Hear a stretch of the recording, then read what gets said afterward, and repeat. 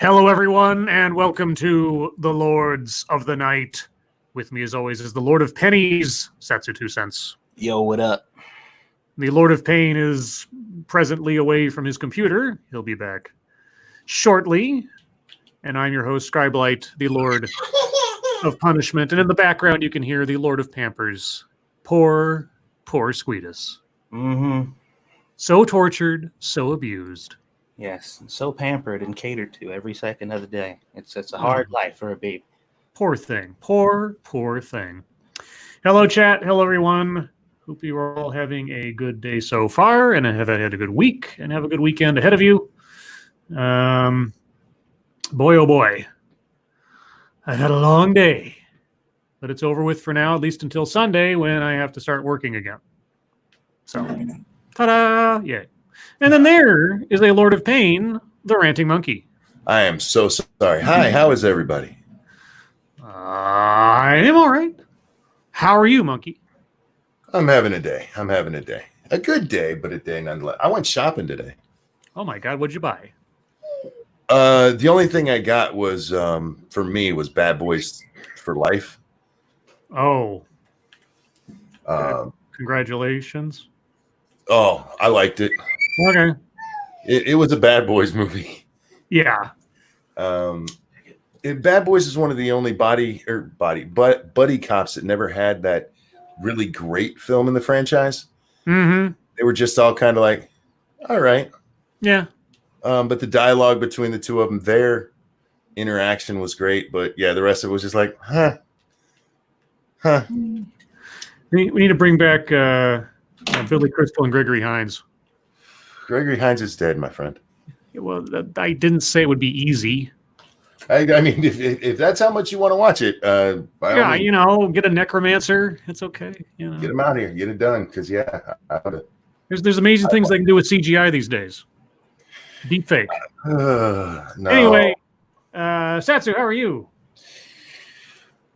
I'm great. I'm wonderful. Okay. Is that said sincerely or ironically? That is. Just translate that into parent talk and. Oh. Okay. Monkey can understand. I don't speak parent. As for me, yeah, it was a kind of a long labor. Well, it's maybe not labor intensive, but attention intensive day of working from home. But I got it done. And then I kind of cut out a little early because I was like, well, I'll be back here on Sunday probably for about 4 hours. So I think I'm going to take off a little early as far as just logging out. And then I ordered a sandwich and some goodies because today, at least technically, for the sake of the rest of the world, is my birthday. It's your birthday. Yeah, so either shortly before today or shortly after today, just because I'm that paranoid about my birthday, I am 41. Well, I know. Craig. I know. It's your birthday, and around here, we do this. This one's for you, my friend, and a 1 and a 2. Happy birthday to you. To me. Birthday. No, I get to do the inserts now. Okay. Happy birthday to you. To me. To him. Happy birthday, dear Stribeline. Oh, Christ. Happy birthday to you. Happy birthday, sir. I hope you had a good one. Did you hear that sigh in his voice from me doing that? Yeah, you see Monkey has turned his inability to pronounce names into a new a nickname. I'm just going. I was thinking though, because so Monkey inaccurately called me Scribe earlier today, and I was thinking it's like, if I actually end up doing that that thing where people subscribe to my channel kind of thing, not subscribe, the membership thing, whatever they call it. Oh yeah, membership. Yeah, membership. I was thinking about calling it the Scribe, like the tribe, and the levels would be like various residents of my lunar lunar colony. Are you gonna make emojis? And I don't know. They'd all have to be like sort of moon based, if you know what I mean. Thank you, Shady Grin. Happy birthday, Scribe. Thank you, Shady Grin, and thank you everybody for the happy birthdays. Yep, it's that time of year again. Like I said on the title, once more around the sun. And here we are. And to celebrate once more around the sun, I did a 30 Days of Night theme with various Lords of the Night friends and family populating the thumbnail as vampires, with Monkey and Lady Monkey being the protagonists of the scene, and the rest of us being bloodthirsty monsters. So there you go. And thank you, Asian Hippie. Happy birthday, Scribe. Thank you, Asian Hippie. Appreciate it.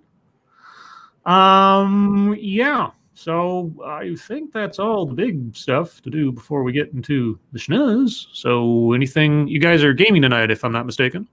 Yes. Fallout 76. Yes. Yep. Excellent. Yeah, 30 Days a Night. Pretty good movie. Pretty good movie. A couple of inconsistencies. The graphic novel was based on is pretty good. But it's an interesting franchise because it has actually there's 1, 2, 3, 4 movies in the franchise, but 2 of them are internet only. So here's what happened. They made the first movie, and then as a promotional sort of supplementary thing, they did a web series called Blood Trails that is technically a side story. It's sort of a prequel to what goes on in 30 Days of Night. The storyline was part of the original graphic novel, but they turned it into its own little web series. And then you have 30 Days, you have Blood Trails, you have 30 Days of Night. Then you have a sequel, Dark Days, which recast the characters because it was a direct-to-video kind of thing. And it's okay. It's not horrible. It's not great. It's okay. And then you have like a sequel sort of to that that's also a web exclusive thing that was on the Chiller cable channel or whatever. They produced it. It's a brief little, I think it's called Dust to Dust or something. And so, yeah, you've got this weird little franchise where half of it is internet only and the other half is like feature films, one feature film and one direct-to-video. And I kind of like the lore a little bit.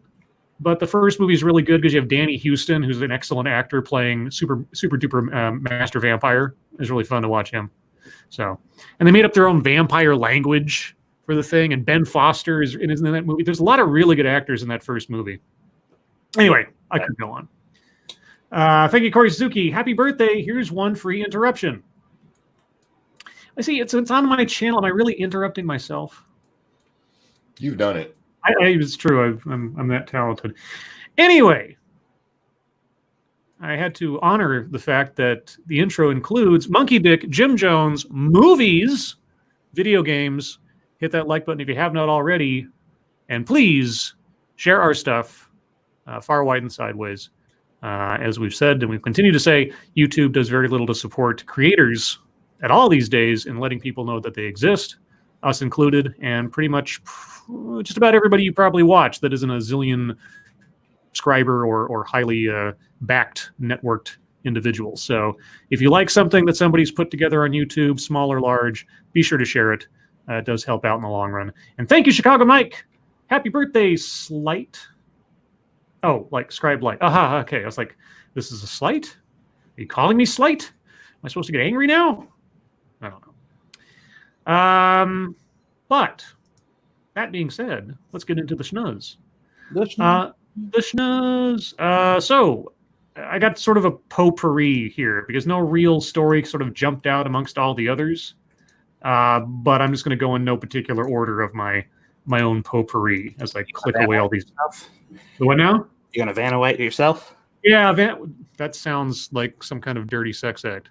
Kind of does. He's going to wheel his own fortune. Ooh. I'm going to turn my own letters. Good shit. Okay, so how about this one? High school students who took AP exams online may have to retake them because of a glitch. Nice. High school students who took advanced placement exams online this week may have to do it again next month because of a technical glitch. Since the coronavirus pandemic has closed schools, students are forced to take their college credit exams online this year, but several students reported problems submitting their answers for the Whoa. Okay. Somebody really needed to reread this thing before they publish it. Submitting the answers TFOR, their timed exam. They mean four, but it's TFOR on the article. Four. Thank you, Devil Fruit Zero. Happy birthday. Last hit extreme pissed me off.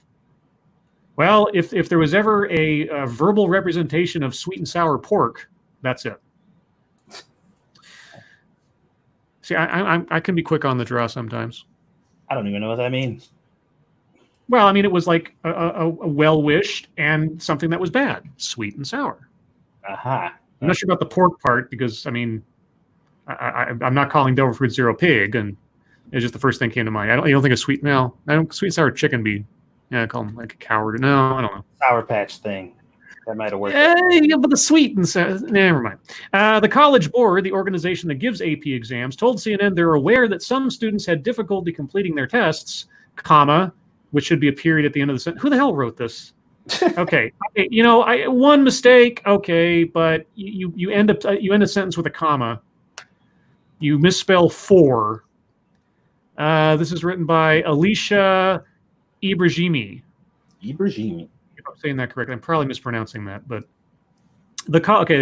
on Wednesday, okay, the College Board said they know that in advance. Yeah, that's what I was saying. Maybe. Well, I mean, if they didn't, they should have advance placed that concern.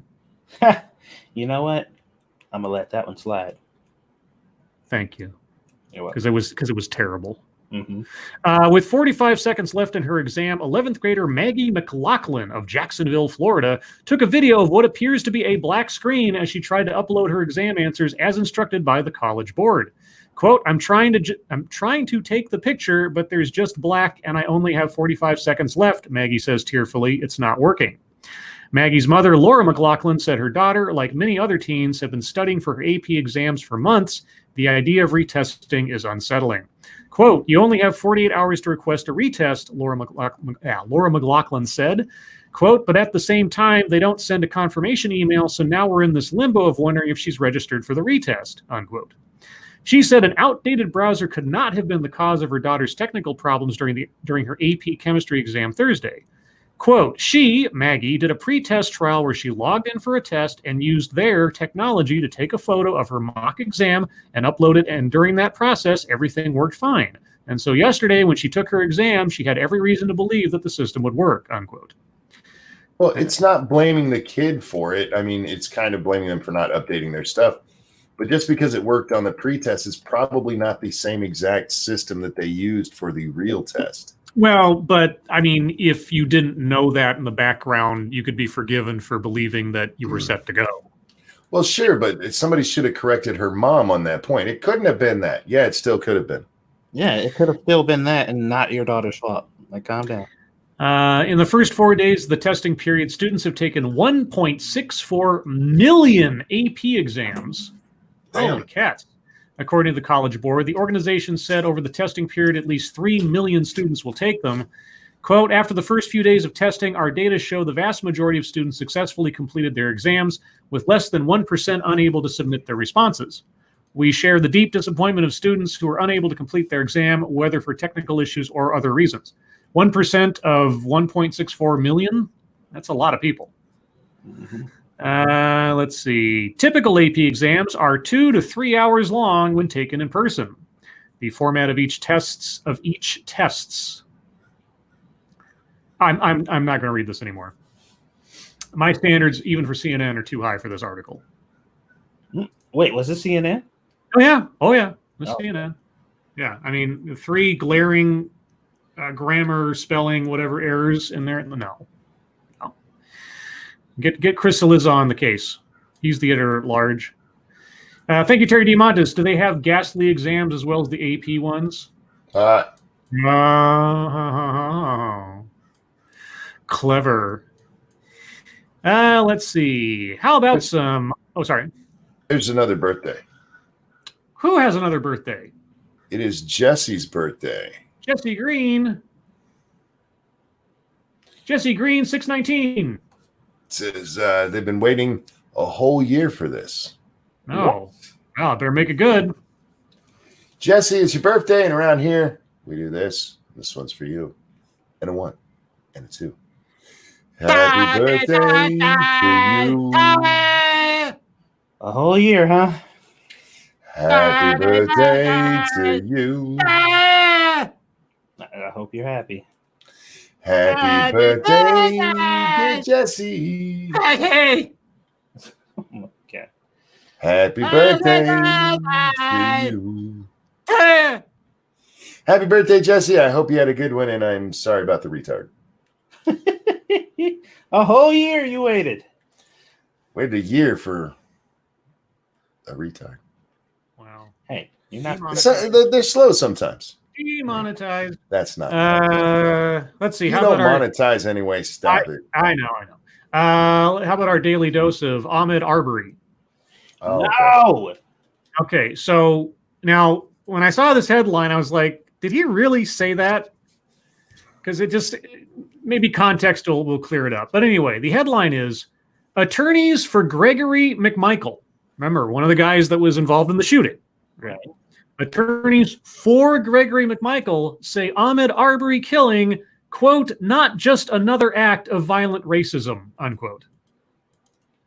It's not just another act? Not just? But that implies that it still is partially.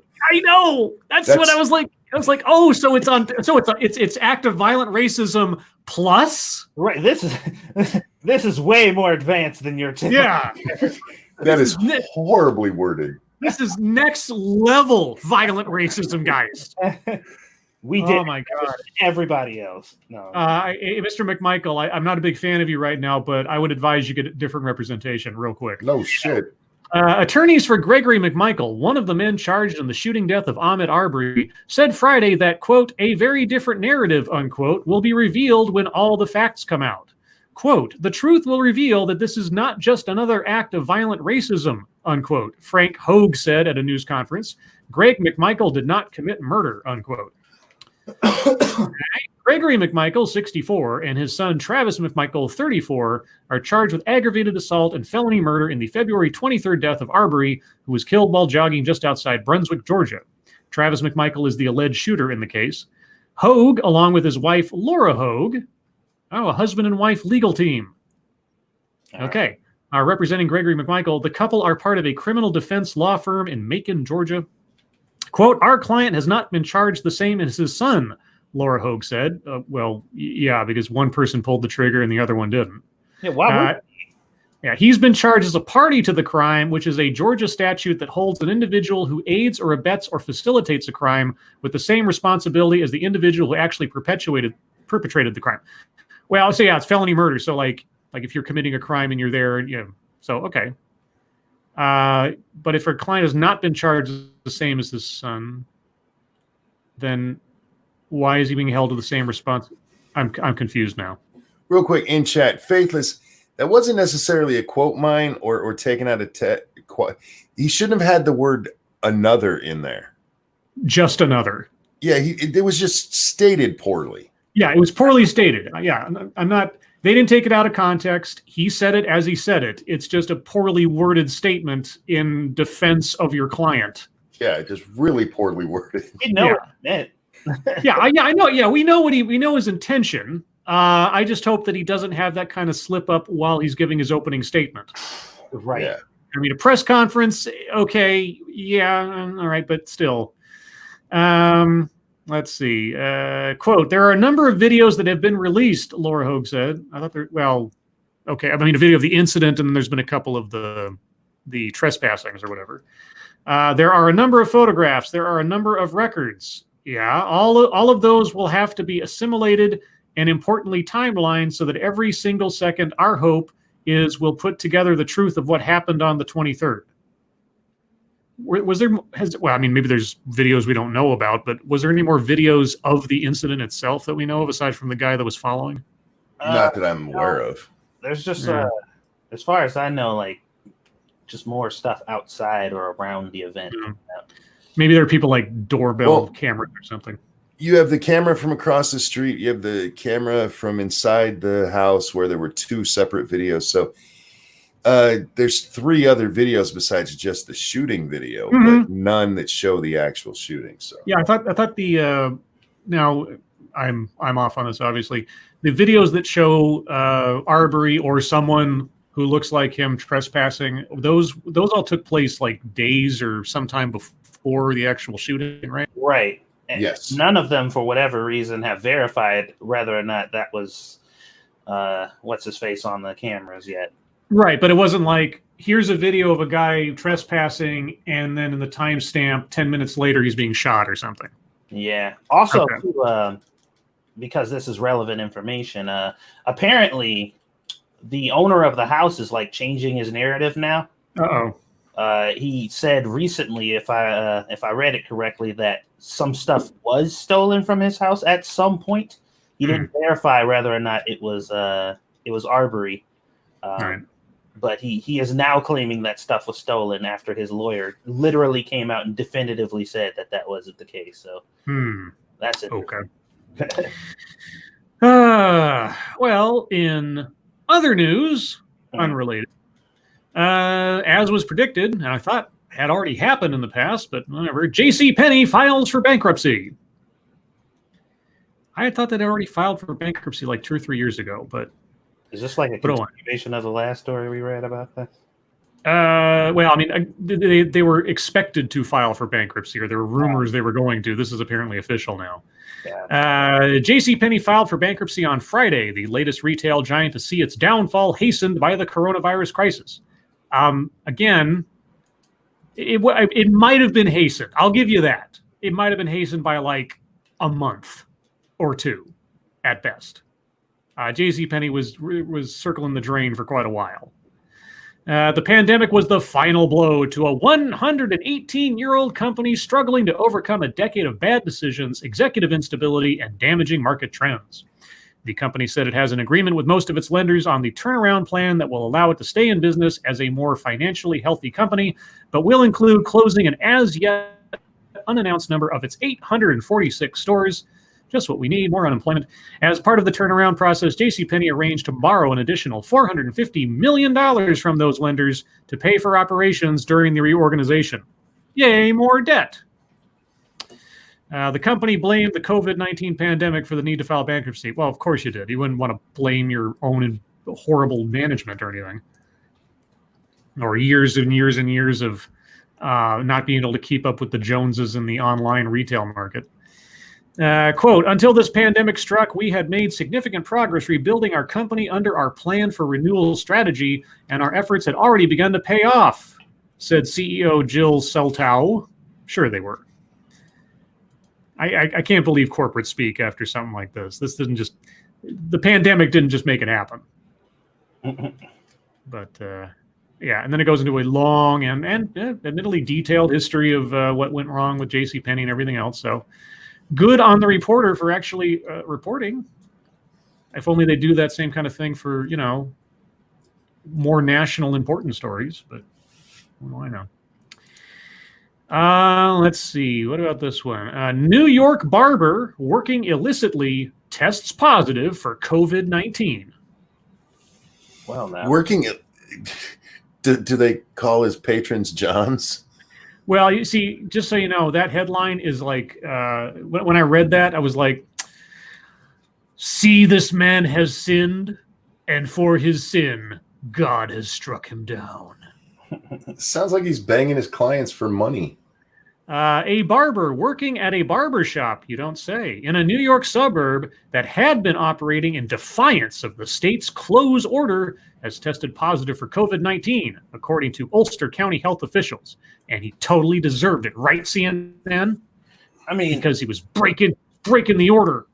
Look, I'll never be on the that's what that fucking person gets, team. Like, haha, that shit, I'm glad he's sick or whatever. But that's the part of being able to live in a free society and make your own decisions. There are sometimes consequences. Yeah, he definitely made a choice to increase his risk of exposure. That's for sure. And it's like, okay, well, that's what happens sometimes. Ulster County health officials are searching for anyone who may have had their hair cut at the barbershop over the last 3 weeks. A statement from the county says Kingston is located roughly 90 miles north of New York City. Okay. Quote, we are taking extraordinary measures to try and minimize the spread of this dangerous disease, and learning that a barbershop has been operating illicitly for weeks with a COVID-19 positive employee is extraordinarily disheartening, said Dr. Carol Smith, the health commissioner for Ulster County, in a statement. County health officials are recommending anyone who received a haircut at the shop on Broadway during the past 3 weeks to get tested for the coronavirus. Quote, this kind of direct contact has the potential to dramatically spread this virus throughout our community and beyond, Smith said. There are currently 1,563 confirmed cases of COVID-19 in Ulster County and 64 fatalities, according to the county. People who came in contact with the Kingston barbershop should contact the Ulster County Department of Health and Mental Health. According to directives, I almost said detectives, from State Governor Andrew Cuomo, all barbershops, beauty salons, nail salons, and other personal hygiene services had to remain closed. Speaking about this particular case on Thursday, Cuomo said hairstyling is by definition an up-close and personal occupation, and so would be part of phase 2 of reopening. Yep. I can't get a haircut myself because all the places are closed. It's probably the longest or shaggiest my hair has been most of my adult life. Getting used to it, I guess. I just got a haircut not long ago. Buy a pair of scissors, fool. Yeah, well, I mean, the last time I got a haircut, they cut it really short, so it actually lasted quite a while. But now I'm going on like my second month without a haircut, which is unprecedented for me. A wife. What? Said get a wife. I can't. I'm locked down. I'm about to say. What am I supposed to do, monkey? You are my life. I didn't say life. You said get a wife. Oh. Dude, just order one from China. Everybody over there is perfectly healed from it. So yeah. I'm here. Let me just. They were never that sick anyway. Let me just go do that. Get a wife. Yeah, man. I mean, how hard can it be? Everybody else has one. Do you have a credit card? No, actually. Oh. Well, I avoid credit cards like the plague. I was to say, I don't know if you can write them a check. Yeah, well. Yeah, shit. I don't know. You got a debit card, right? Oh yeah, no, I got a debit card, but I avoid credit cards are a death trap. Anyway. Well, some people close to me have had some very horrible experiences with credit debt, and so I stay away from it. Anyway, one more story. House approves historic rules change to allow remote voting during COVID-19 pandemic, opening up. I'm just waiting for somebody to somehow hack or spoof the votes. Well, did you hear how they're doing it? No, because I haven't read the story yet. This is absolutely asinine. All right. House Democrats on Friday approved a rules change to allow lawmakers to vote while away from Washington during the coronavirus pandemic, a move that will allow the chamber to operate remotely for the first time in its more than 200-year history. Holy cats, thank you, Angry Illinoisian. To have your hair cut regularly, you need someone else living in your house that you would trust to cut you. Happy birthday, Scribbles. Thank you, Angry. And I would, except I'm in an apartment and I'm ridiculously single. So, yeah. Ridiculously single. I mean, yeah. Not going to go there. Democrats approved the rules change, which stands to significantly alter the way the House conducts legislative business. You don't say, since this is the first time this has happened in 200 years. Wow, thanks. Over Republican opposition with a vote of 217 to 189. Republicans protested the rules change as a partisan power grab that will upend the institutional tradition, while Democrats argue the change was needed to ensure that lawmakers can continue to legislate safely and effectively amid the pandemic. Yeah, safely, effectively, remotely. That's the part that I'm still wondering about. Lawmakers will next vote on a COVID-19 aid package with a price tag of more than $3 trillion. Gosh, they're almost up there with Jeff Bezos money. Which House Democratic leaders have expressed confidence will pass despite Republican opposition, as well as pushback from some moderate and progressive Democrats. The rules change will authorize temporary implementation of remote voting by proxy in the event of a public health emergency due to the coronavirus. Remote voting by proxy. It also allows for remote committee proceedings during the pandemic. Thank you, Kyler. Happy birthday, buy yourself something non-essential. Like a wife. Okay. Under the rules change, lawmakers who cannot or do not want to travel during the pandemic will be allowed to designate proxies by sending letters to the House clerk. Proxies will be required to, quote, receive exact written instruction, unquote, from the members who are using them as proxies, according to the House Rules Committee. So, in order to stave off the spread of the pandemic, the lawmakers are going to vote remotely by having a human person in their place physically where they would be voting anyway. Oh, they go into more about how they're going to take care of that. You see, okay. A lawmaker will be the one who is the proxy. So, like, let's say Pelosi can't make it, and she names AOC as her proxy, but each House member can only have up to 10 people they're proxying for. Okay, so you're going to have a representative democracy. Yes. Okay, so there could be okay, let's say 10 people actually physically there, each holding 10 votes for the entire chamber. Yeah. And you just have to sort of trust that they get them right. But no, they said it there, Scribe. They're going to have explicit written instructions on every vote. Every vote in writing. So then, conceivably, AOC would take this list of 10 and say, Senator Jones votes no, Senator Smith votes yes, and that kind of thing. Yeah. You know what I really don't understand? Why they can't do this by video conference. That was the other thing too, is just pipe everybody in, make sure it's a live feed, and like they hold up a green card or a red card so you can have video evidence of their vote. Yeah. Just why would you want to do this? It's antiquated, it's messy, and it honestly puts a real risk in somebody misstating something when you should just have the elected representative representing their vote. I mean, if there's a technical problem or something, then maybe you take their vote later or something. But yeah, why not just video conference this? This is ridiculous. Thank you, Lady Gopher. Happy birthday, Scribe from the Gophers. Thank you, Gophers. Appreciate it. Any given member can serve as a proxy only for up to 10 other lawmakers. Once enacted, the authorization for remote voting. It's not remote voting. It's not. It's mail-in voting. It's what a lot of states don't want the actual electorate to be able to do. And remote committee work will remain in place for a 45-day period. How do they do remote committee work? Do they do it by conference call or video conference by any chance? I'm honestly not sure how they do that. Proxy committee work would be amazing to watch. Thank you, Old Grouchy Gamer. No message, but appreciate it. Thank you, Shrouded Angel. Happy birthday, Scribbles. Thank you, Shrouded Angel. Thank you guys so much. Let's see. The resolution also greenlights higher tech options for remote voting in the future. After a system is developed and certified.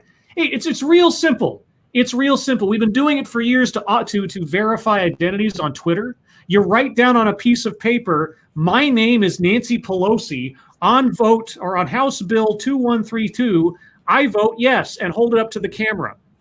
That's it. You know what you can do even? You can put out, you can do what Jackbox Games does. In order to get into each session, you have to have, that little number. So at the beginning of each vote, okay, we're going to need you to hold up something that says 956832. Yeah. There you go. I mean, it is the, for God's sakes, it is the technological equivalent of tin cans and string. It is. It's just hold up your tablet. It says, this is what I'm voting. The only difference between what's going on in the House physically and otherwise is that you're on camera doing it and it's being recorded. God forbid. Why do you need to go letter proxy back to like the Pony Express on this? It's ridiculous. Old Grouchy Gamer, Scribe Life, forgotten message, happy birthday. Thank you, Old Grouchy Gamer. Thank you. Thank you guys so much. And Massive Dynamic sends me a happy birthday GIF of a well-endowed redhead woman. Mm-hmm. Thank you, Massive Dynamics. Just like having a wife, Scribe. You're not helping. I'm trying to. Thank you, Sanguine. Here's a birthday fiver, Scribe. It looks like every other fiver, but it is now different. Well, you have transubstantiated the $5 into a birthday $5 through the magic of the internet. Yeah. Thank you, Nico Filippone. Is it Filippone or Filippone? Filippone? It's whatever you want it to be. It's your birthday. House passes 3 trill bill. Oh, did it just happen? Oh, did they pass? Yeah, it was supposed to be going on tonight around 9ish. Yeah. Oh, okay, so it did pass. All right. We're getting stimulated again. All right. Yes. No. Are we all getting $2,000 now? Actually, this bill puts up to $6,000 per family, but no, this is not going to go through. Thank you, Becca Fairley. Happy birthday. Thank you, Becca. That's so nice of you. And thank you, Failure B. Happy birthday from the Hunted Honeybees. Oh, that's right. The Murder Hornets or whatever. I forgot about them because I don't want to think about them any more than I already have. So, Monkey, you don't think it's going to happen at all? No, because the Senate has already said that they're not going to deal with this shit. Oh. Yeah, McConnell is, with as many things that are probably packed into that thing the Democrats put in his pork, they're not going to pass it. So you think they've been dancing around these proposals and customizing them and making sure that they had all this extra shit in there specifically so the Senate can be like, nah, no, sorry, you're going to have to edit this. So they can be like, they don't want you to have any money. Yeah, probably. I think they did it specifically so they can go, yeah, we passed this, but the Senate's not letting it through. Yeah, they don't want you to have anything. Thank you, Non-BT Rex. Happy birthday, Scribe. Have a pepper jack on me. That sounds a little kinky, but thank you. Thank you, Mike R. Happy birthday, Scribe Light. Thank you, Mike R. Oh, yes, the pepper jacks are going to flow. The pepper jacks will flow, especially tomorrow, because I found a TEDx. Oh, boy. Oh, Scribbles. boy. Yes. Just helping you out here. You share that pepper jack. A lot of people get married because they're drunk. That's all I'm saying. Head to Vegas for a weekend. Oh God, no! I would die. The heat there. I've been to Vegas once. My family, or my father and my mother, they decided for some reason that the best time to take a trip to Vegas was August. Oh dear Lord! And I mean, I had never experienced before the actual physical sensation of seeking an oasis. Every casino was an oasis because that was beyond an oven to be outside in Las Vegas in August. And I did do a couple of cool things. We stayed at the Circus. And from the taxi driver and listening to the radio, I learned some of the lingo of what the nicknames for the hotels were. I don't remember all of them now, but the Circus was the CNC. You just say CNC and that's where you go. I got to go on the Star Trek experience when it was still there, which was actually really cool because I didn't have any knowledge of it going in. And so I thought it was going to be just like a little rinky-dink little ride or whatever. And but then you end up on the bridge during a Klingon attack, and you got all these people running around in costumes dressed up as Star Trek people and everything. It's like, oh my God, this is amazing. That was really cool. And I saved myself like $20 in quarters by just watching a guy play through the entire Punisher arcade game in the arcade. These were the highlights of my time in Vegas. Now, remember, I was also 16, so I couldn't really do much of anything. I couldn't drink, couldn't go to any shows, couldn't, no strip clubs. So hookers don't card. Oh man, it was the first time I ever saw just like flyers for prostitutes just littering the ground as we walked down the street. It was like another planet. I was like, what is this place? Thank you, Attack Alpaca. Happy birthday, Scribe or Stribe. If I were to ever find a bakery that made a pepper jack and goldfish cake, I'd have one made for you. Because you want to kill me? But thank you, Attack Alpaca. And thank you, Citron. Happy birthday. Enjoy the spoils of a good lift day. Oh, well, hey. You're a lifter? How much have they said, or have you read anything about how much a Lyft and Uber have been affected by things with all the lockdowns? I assume they probably have to have been. I saw that Lyft was having issues, but I don't remember how bad. Yeah.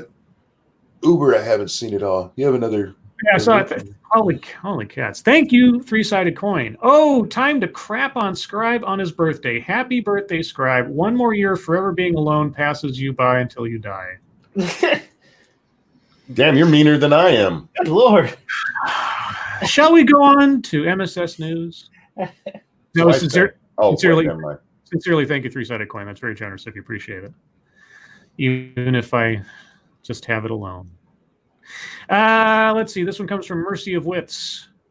Oh, will there be any mercy in these wits? I guess we'll find out. Elon Musk's Boring Company finishes digging Las Vegas tunnels. Speaking of Las Vegas, the city's Convention and Visitors Authority is still planning to open the Loop in January 2021. Okay, so the Hyperloop thing. Yeah. Now, for everything else that maybe I don't watch Thunderfoot for, his videos analyzing the whole Hyperloop concept and execution thus far and everything else are really eye-opening. It's just how bad a setup it is and how unrealistic a notion their proposal is. With having a vacuum-sealed tube going across the country, et cetera, being able to jet people like a pneumatic tube from one point to another. In order to maintain a complete, perfect, airtight seal through miles of segmented pipeline. That alone should make you go, wait a second. So the whole Hyperloop thing is still a little iffy to me. Elon Musk's Boring Company has completed digging a second tunnel underneath the Las Vegas Convention Center, marking the end of the first phase of the $52.5 million project to build a people mover system to shuttle visitors from one side of the venue to the other. The first of the two tunnels was finished in February. So it's not the Hyperloop, is it? It's just a subway. Workers will now turn their attention to completing the above-ground passenger stations on either end of the tunnels, as well as a third underground station in the middle of the system.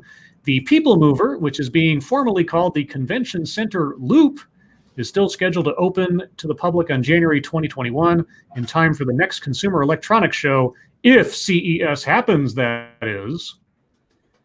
So it's an underground monorail. Yeah. Monorail.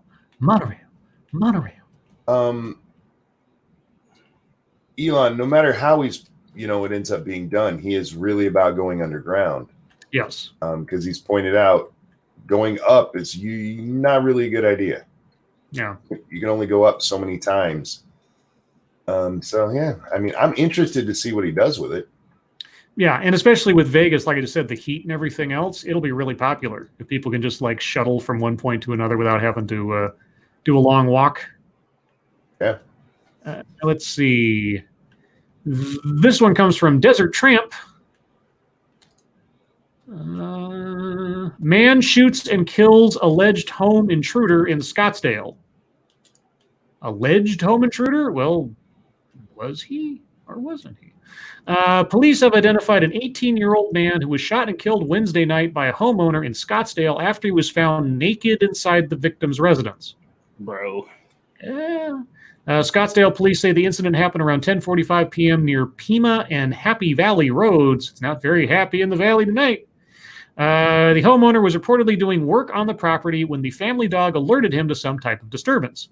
When the father of the family entered a room to investigate, he found that one of his children had been confronted by a naked man.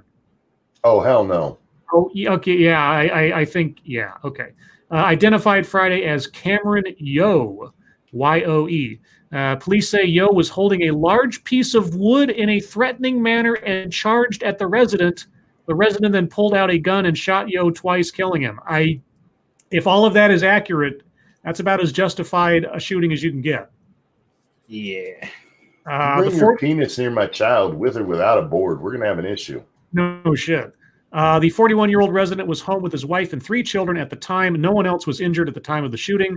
Police say that earlier in the evening around 9 p.m., officers were also called to a separate home in the area for a report of an attempted home burglary, but a suspect was not found. Police say the description of the male intruder in the first attempted break-in matched the description of the man shot and killed in the second incident. No arrests have been made in the case as police continue to investigate. Well, I would be appalled if there were. Granted that all those facts are true, Yeah, that guy is about as justified as you can get. Holy cow, that's terrifying. Let's see. Oh no.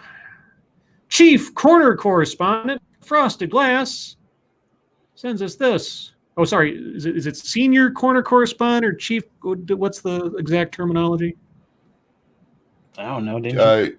Senior Corner Correspondent. Senior Corner Correspondent. I said Chief. Okay. Well, yeah, 6 of one thing, half a dozen of the other. Stop using female as a synonym for woman. No.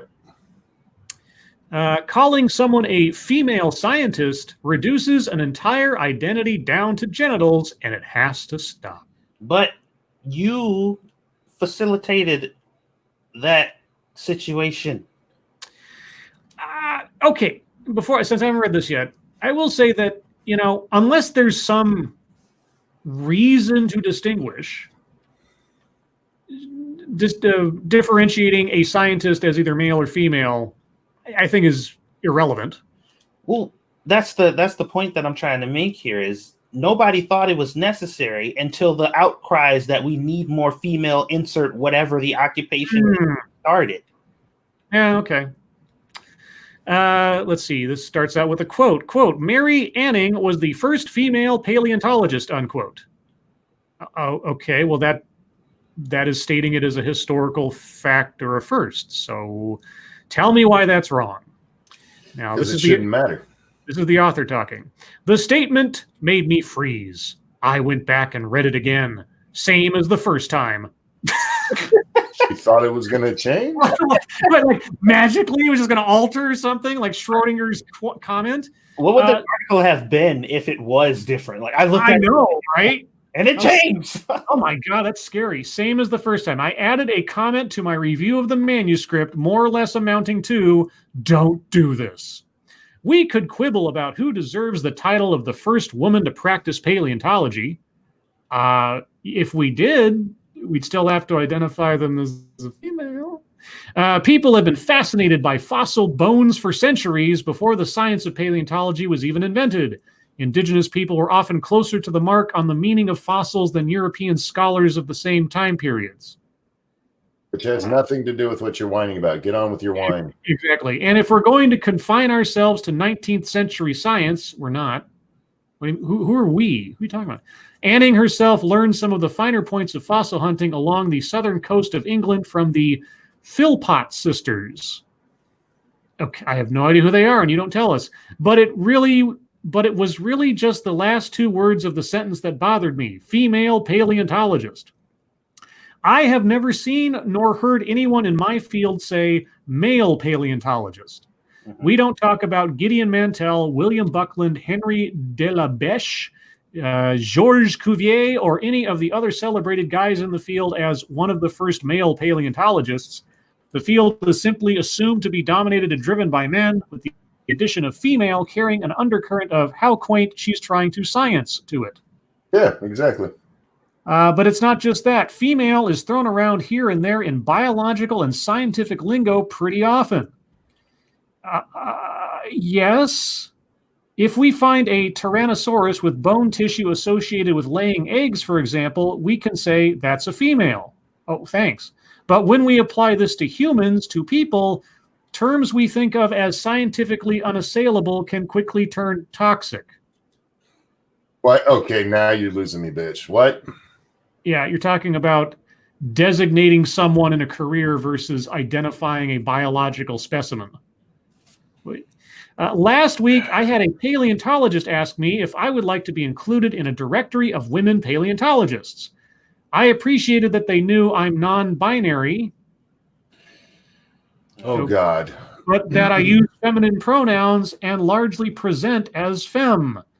My identity was viewed as a combination of gender and my profession, a trans person who scrabbles things out of ancient rock and then writes about them. But if someone focused on what they perceived my biological sex to be, things could quickly go sour. Oh, God. A transphobe could assert that I'm a male paleontologist because I haven't had bottom surgery, or that I was assigned a male identity when I was born. No, you weren't. my identity, the one I have fought so hard to establish, would be erased because someone thought they had the corner on objective biology. Well, check this out. If your identity is erased simply by a person seeking it not to be, then it ain't really worth that much, is it? Thank you, Johnny Hellcat. Calling it now. She's a TERF. No. Biological sex is far more complicated than gametes, chromosomes, and genitals. No, it really isn't. Biological sex is not. It is. Real sex differences exist in nature, but our concept of what biological sex is and what is relevant to those determinations is theoretical and subject to change. If anything, it's clear we need a revision of how we make these delineations. It's theoretical, guys. The existence of the human race over all this time and the necessity of a certain action in order to create life, according to science, it's theoretical, guys. We don't have any actual data or proof. I would love to see how she manages to catalog her findings as a paleontologist correctly. Well, remember, in nature, yes, it's fine. So if she's looking at, if she's not looking at human paleontology, if she's saying animal paleontology, it makes it really easy because dogs, for instance, are either male or female. Cats are either male or female. But because of the last 5 years or so, humans are no longer either male or female. They're assigned that at birth. Yeah. And you know what? I actually agree with what they said at the beginning. You should. There's no needs to separate things like female scientists. Right. Unless it's asinine. Yeah, unless you're talking about some kind of historical first, like the first female to walk on the moon or something. It's like, okay, sure. Even then, I don't think it's important. The first person. It's not important, but it's not an incorrect fact, right? Sure. I mean, but again, if you saying that female scientist isn't an incorrect fact. Yeah. I agree with it. But the rest of this shit, frosting, get some Velcro, put it in the corner, put the other side on your ass and sit. Thank you, Johnny Hellcat. Never mind, I was wrong. Happy birthday, Scribe. If Harry Hamlin wants to relive the glory days, he should get cracking. Oh. Now, did you know, little known fact, I believe, correct me if I'm wrong, it's either God of War 2 or God of War 3. When Perseus shows up, they got Harry Hamlin to do the voice of Perseus. Harry Hamlin, who played Perseus in Wrath of the Titans. Clash of the Titans, sorry. Wrath of the Titans was the sequel that they made later on, which I thought was an interesting little Easter egg. And did you know that Hercules was voiced by Kevin Sorbo when Hercules showed up in God of War? No, I did not. Yeah. And thank you, Nick Crowell. Happy birthday. Thank you, Nick. Appreciate it. And thank you, Angry Illinoisian. Excuse me, but my cat identifies as royalty, as most cats do. Well, they are, according to the Egyptians. This just sounds like another instance of trans people stepping on feminism. That happens a lot. They don't really like feminism because it kind of necessitates the distinction between man and woman. And there is no distinction between man and woman. Let's see. We'll do two more here, and then we will move on. Now, thank you, Sanguine, again. This person is an exemplar of the rot trying to invade the sciences, and it enrages me because if she manages even half of if it manages even half of what it wants, it will stunt scientific development, if not purge actual knowledge. I have to believe that, at least as far as the paleontological community goes, this person represents a very, very small minority. All the same, the fact that it does depend. It depends on where you're at, what school you're going to. But hopefully, in the final analysis, such things will be drummed out of legitimacy just on their face because we're talking about science and not feelings at the end of the day. But who knows? I mean, God knows I've looked at enough school and curriculum-based videos and programs and things that completely contradict my hopes. But I'm still an idealist. What can I tell you? I'm still tripping off the fact that a non-binary paleontologist exists. Well, don't call her that.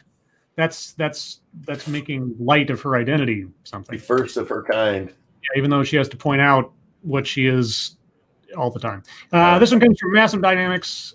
Florida man story of strange. Florida man reunited with prosthetic leg he lost a month ago while surfing. Cool. I mean, those things aren't cheap, so good. My leg. A Florida man was reunited with his prosthetic leg after losing it while surfing about a month ago. Carter Hess, an avid surfer, often receives stories from his friends about prosthetics that are found. However, a recent posting actually was his lost limb. Hess, a military veteran, lost his leg when he stepped on an improvised explosive device in 2012 while serving in Afghanistan. He served for years before joining the military and was fitted for a specially built $3,000 titanium leg at Walter Reed Medical Center. He surfed all over the world with the prosthetic, but a wave crashed down on him last month and he lost it. He searched for days trying to find it. Quote, I knew immediately it was off me. I've surfed in much bigger waves and it never came off like that. I don't think I would have ever found it. But Sebastian Morris, 13, found the $3,000 prosthetic in a jetty at St. Andrews Park while treasure hunting with his father. They started a social media campaign to find its owner. Hess was reunited with the appendage on Tuesday. Quote, I've been very upfront that this is an amazing, great young man, Hess told the News Herald. A lot of guys, especially treasure hunters, would have just put it in a trophy case, but he realized it could be important and someone could need it. Hess said he plans to go out surfing again this week, depending on the waves. Well, good for that kid and good for the guy getting his leg back. I'm going to take a different approach here. Uh-oh. This guy needs to learn to hang on to his legs. That's the second one he's lost. Oh. Oh, that's grim. Thank you, Ken Sanguine. They would, but people like this make Mickey Mouse incestuous journals to give their works the veneer of legitimacy, and what is worse, it actually does. Yeah, from what I've been hearing, he's not wrong. Yeah, you're not wrong. It's true. I mean, I've done plenty of videos on it, but I still hold out hope that reason will win the day. Thank you, Cryptic. Dude got a leg up on the situation. And one more story. A feel-good story, a happy story. Not that the last one wasn't happy, but, involved a leg being blown off. New Cubs organist serenades Wrigleyville, gives fans a sense of normalcy. Gabriel Dixon was lounging outside of his apartment building across the street from Wrigley Field on Friday evening when organ music began billowing out of the ballpark. Quote, we thought baseball wasn't starting until July, unquote, he said. Dixon was right. The proposal Major League Baseball owners approved Monday targeted an early July start. But with the sounds of baseball absent from the normally bustling Wrigleyville, the Cubs decided to inject some life back into the neighborhood. Quote, Wrigley Field, living right next to it, you get used to hearing the organ, hearing the fans, and everything like that, said Dixon, who has lived across the street from the ballpark for about 3 years. Quote, so it's kind of cool to hear it again because it's been silent and it's been so weird, unquote. At 5 p.m. sharp, John Benedict, one of the 3 organists the Cubs hired recently to replace the retired Gary Pressey, began his Friday performance with Hey, Hey, Holy Mackerel. A pair of pugs howled along from outside of Murphy's bleachers. Christopher Sorley and a group of his fellow bleacher bums staked out the corner of North Waveland and West Kenmore Avenues. Quote, we're just trying to keep the morale going, Storley said, trying to keep some normalcy in our lives. Cubs fans Ann and Steve Lapp sat on the opposite side of the ballpark after driving in from Rockford. Quote, the quickest we've ever gotten here, man, Steve said. They learned about the event from the NBC Sports My Teams app. When the notification popped up on Steve's phone, he called to Ann from the shower. It was time for a trip to Chicago. This is where we go, Steve said. This is where we go for anniversaries and dates. Ann chimed in birthdays, Father's Day, Mother's Day. Benedict played for an hour, serenading Wrigleyville with songs from Michael Jackson's Billie Jean to Neil Diamond's Sweet Caroline. Listeners congregated around the perimeter of the ballpark, most wearing masks and maintaining a distance of several feet from each other. Quote, we're all looking for a light at the end of the tunnel, Dixon said, and this is a little bit of that, so we'll take it.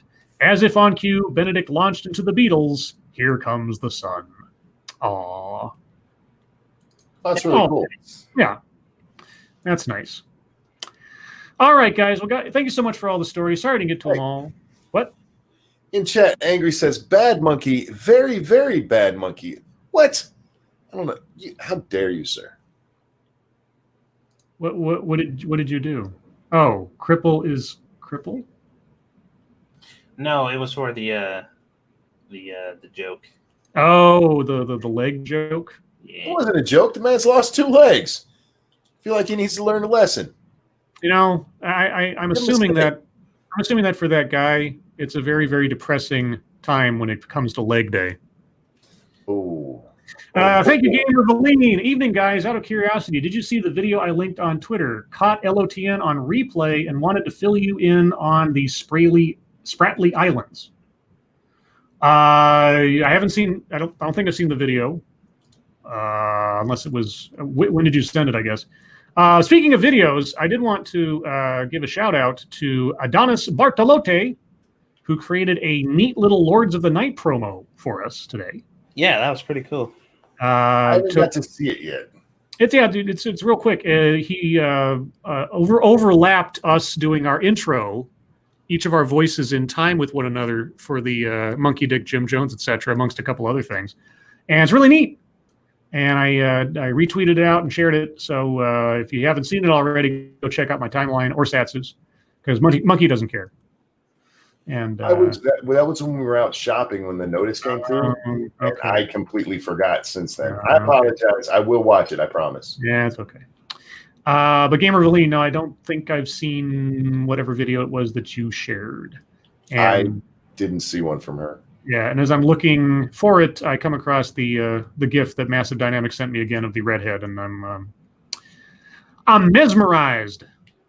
I don't know who that is, but I got to find out who that is. Let's see, Gamer Valine, I tagged you last night. Oh, okay, you're gonna have to do it again because it's lost to the ages at this point, somewhere in there. So onward to the wonderful world of YouTube time. I'll go first because I don't have much. I finished up the theme for tonight's show. I had to find the most interesting part of making up the themes, especially for like established properties and stuff, is finding the right font to use for the theme. So I have to do. Sometimes it's very easy. You just kind of do what is the font to the Godfather poster, and that they take you right to it. Sometimes you have to get a little creative in how you find those things or find a reasonable facsimile. So fortunately, there was one that was just about on the money for 30 Days of Night, and that worked out really good. Aside from that, tomorrow I will be doing a TED Excellence, that is titled Confronting Hard History.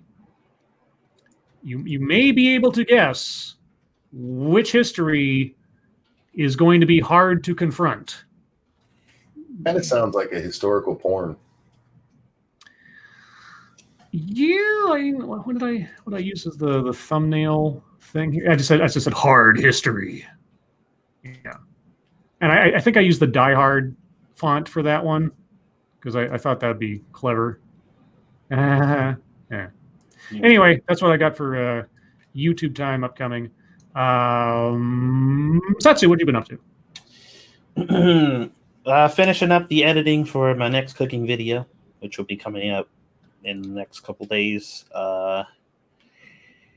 I've been doing or keeping an eye on the Arbory situation because I'm sure I'm going to need to make an update or something, especially considering the newest news that came out. I told you guys that what's his name, Larry, I think. The owner of the house. Hold on. Right.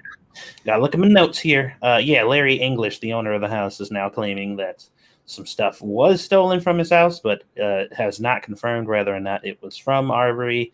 A lot of the new stuff that I've seen coming out in regards to this case has all been prior stuff. Like, it's just a bunch of news about stuff that happened long before this incident even took place, which isn't all that relevant. But it adds some context to the situation and it strengthens some people's arguments more than others. So I'm just keeping an eye on it and waiting to see what's going on. And when I get sufficient enough information on any updates, then I'll probably make a follow-up. Other than that, like I said, working on the cooking video, and me and Monkey are going to be streaming after this on 2 Cents Plus playing Fallout 76. So come and hang out with us. And let's see, on the Gamer Valine thing. So we talked last night about how the tensions between the U.S. and China over certain territories and such with their naval exercises and all. So Gamer Valine, who I did not know on Twitter, is a Hobbit or Hobbit Opinions. The U.S. and China have been bickering over the Spratlys for years. I was in Malaysia for humanitarian missions with the Rohingya. I'm probably mispronouncing that. Crisis. When this crew was on station for the Spratlys, our squad was split. And there's a video about a CNN exclusive inside a U.S. spy plane. Yeah, I mean, if this has been some kind of like long, ongoing tiff, let's say, between us and China, hopefully it's not going to become a flashpoint for anything more serious. But I don't like when big nations with giant weapons get all mad at each other. It's not a good sign. Monkey, what have you been up to? Well, just as a segue for this, Gamer Glean said that she tagged us and that this was last night. Last night after the show, I went and slept. Yeah, me too. I didn't do shit. I do work in the morning. But woke up this morning, did a monkey in the morning this morning, and Jack was there, and God, who was that other guy that was there? Yeah, I don't know. Who was that guy? Stribbles joined me as well. Some weird guy, Scribe. Yeah, I don't know who they were. Stribbles came and hung out with us, and yeah, it was a lot of fun and a good show. Check it out. And then yeah, me and Satsu will be playing games here in just a little while. Cool. Let's see. Now into the wonderful world of thuggetry. Do I have much of anything? So, I don't know if I was slightly back into YouTube time. I'll do my not frequent enough channel recommendation. I can't recall if I've recommended this one before, so if I have, it just means that I really like them. The channel is called That Chapter, and he's a guy that does a lot of summaries of true crime incidents, unsolved disappearances and murders that have been solved and prosecuted and such. And he puts out very frequently. He's got like 2 videos out a week kind of thing consistently for quite a while. And does a really good job summarizing the information, and he's really entertaining at the same time. So That Chapter is the name of the channel. Go check it out. I just posted his latest video earlier today. It's good stuff. As far as anything else, the AP put this out today. What would Hillary Clinton's future have been if she hadn't married Bill? Author Curtis Sittenfeld imagines that in her new novel, Curtis. I mean, I've heard names generally associated with guys that are women's, like Glenn Close, you know, or I've seen women named Michael before, but I've never heard of a woman named Curtis. That was a new one for me. But anyway, author Curtis Sittenfeld imagines that in her new novel, Rodham, out on Tuesday. And I said, let me guess, she would have already become president. Not to spoil it or nothing. But let's see, Gamer Relay and Scribe Light. There was an air crew held by China in the early 2000s that was clipped by a Chinese jet. They sent our EP-3E, a more secret plane, back in boxes. I've heard stories like that, like almost like footnotes in the news before. Like, you know, we had a drone crash or a plane crash or some stuff like that. Early 2000s, yeah. I have a feeling it got drowned out by news from Iraq at the time. Let's see, I retweeted something that Monkey said, so I won't go over that. There's not really fucketry so much, but there is I'm subscribed to several like real police body cam video channels and things like that. And there was one posted yesterday that is a full-on 24 minute police drama where you get body cam and then aerial footage of a car chase and then body cam again on the ground after the car stops.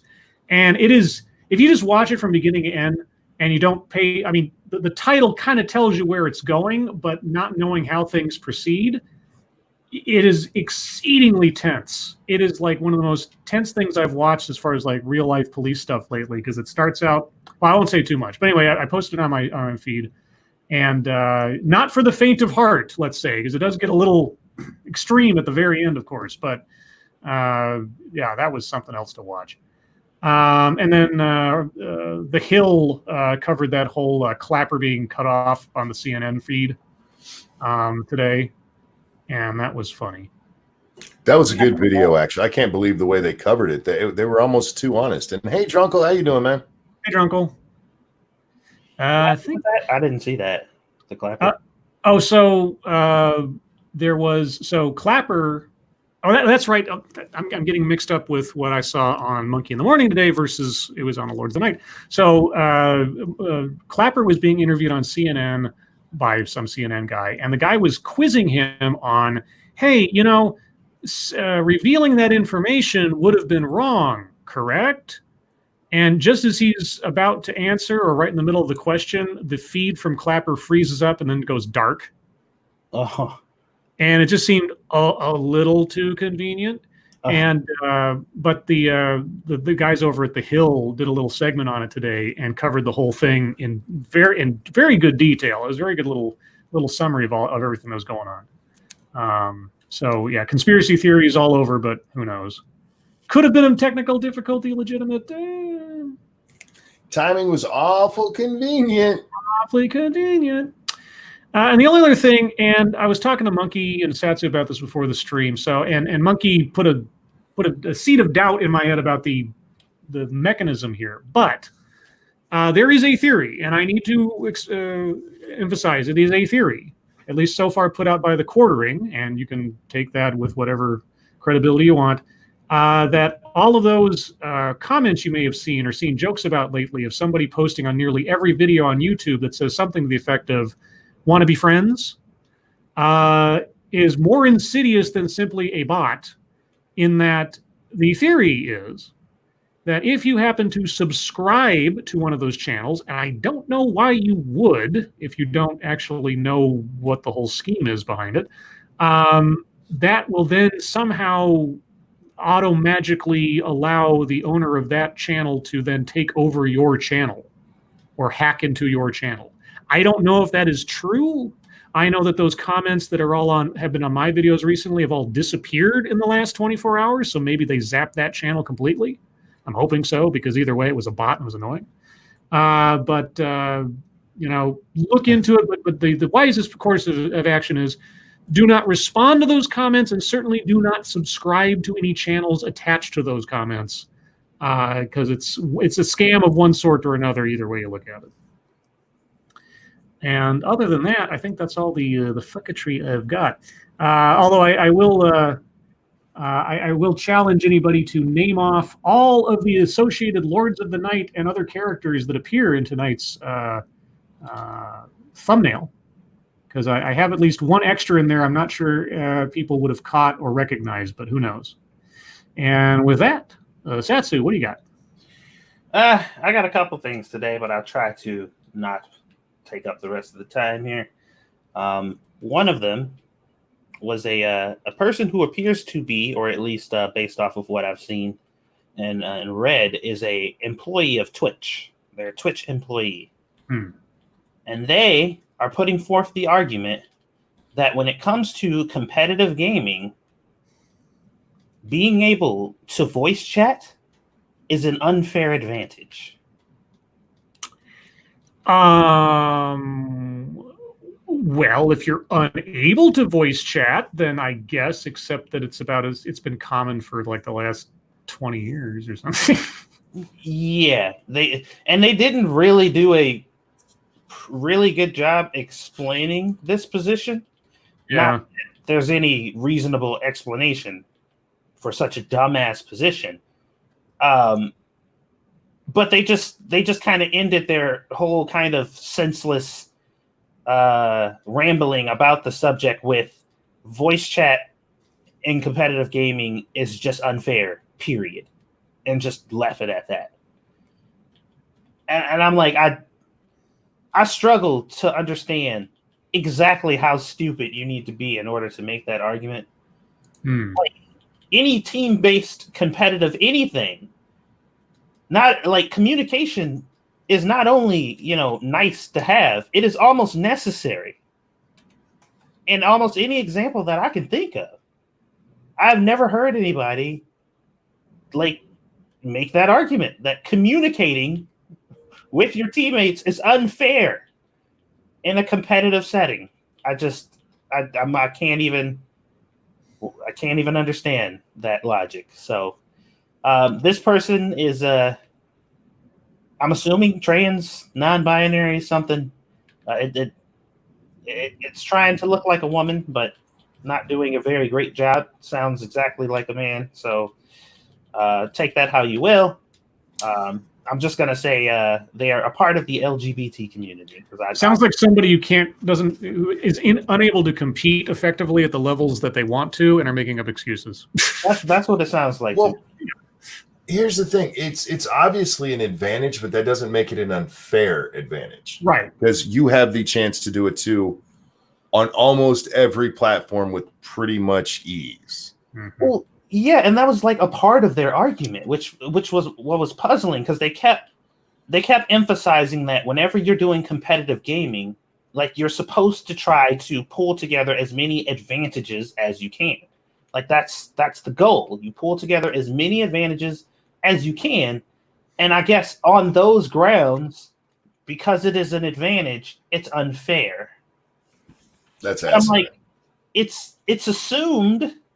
It is assumed that in a competitive setting, whatever team you're competing against also has access to said communication. So I've been trying to be charitable, but I just can't figure out how. Thank you, Snubberth. Satsu, you probably missed her hetero male comment that followed. No, I didn't see that. If there's a longer clip, I didn't see it. I just saw the one, or maybe I just stopped listening at some point because I was just like, yeah, my brain can only process this amount of stupid. Yeah, I didn't even see that comment. But anyway, that was a dumb thing I saw today. The other thing I saw was, did you guys see this statement that Joe Biden made about his campaign? Which one? The one about yes, I did. Tara Reid. No, real quick. Thank you, Delta Cross. Is it bad that for the first minute of her rant, I thought she was talking about it being unfair for trans gamers because her voice was so deep? Oh. What? And thank you, Johnny Hellcat. It's ma'am, Satsu. Uh-huh. Thank you, guys. Well, he said he was asked about women that believe Tara Reid's allegations, right? And what does he think about those women, or how does he think they should proceed? And he said very specifically that he does not think that they should vote for him. I hadn't heard that one. Yeah, he said literally, I do not think they should vote for me. If I believed what that woman was saying, I wouldn't vote for me either. Yep. Yeah, that's what he said. And I'm just like, bro, you sure you want to do that? I mean, I get it. It's like his best option right now. It's like the best thing he can do. And this is the reason why I think it's the best thing he can do. I guarantee, and I hope I'm wrong, but I can almost guarantee that there are going to be articles in the next couple days convincing women that regardless of if they believe, or even going a step further, especially if they believe Biden did what he did, they should vote for him. And I'm so ready for these articles to come out. My body is ready. I'm so ready for these articles to come out because, oh God, it is going to be quite interesting. I mean, the death of Me Too has already taken place. Like that, at this point in my mind, it is undeniable that Biden is now currently sitting on a throne on top of Me Too, the tombstone. It's just like, yep, I killed it. You're welcome. No, Biden didn't kill it. His supporters and apologists have killed it. Well, I mean, he was the catalyst. They just used him to do it. Well, unwillingly or regretfully or something. Yeah. But no, but this, yeah, but certainly this whole thing has put a big dagger in the heart of the credibility of all of the big name Me Too backers. Yeah, but be on the lookout. If I'm wrong, I'm wrong. I'd actually prefer to be incorrect in this instance. So if it doesn't happen, then I won't be upset about it. But if it does, oh god. So we'll see. And for now, I'll leave my fucketry at that. If Monkey doesn't have any more, then I might have some more to share. I got a little bit. Mm-hmm.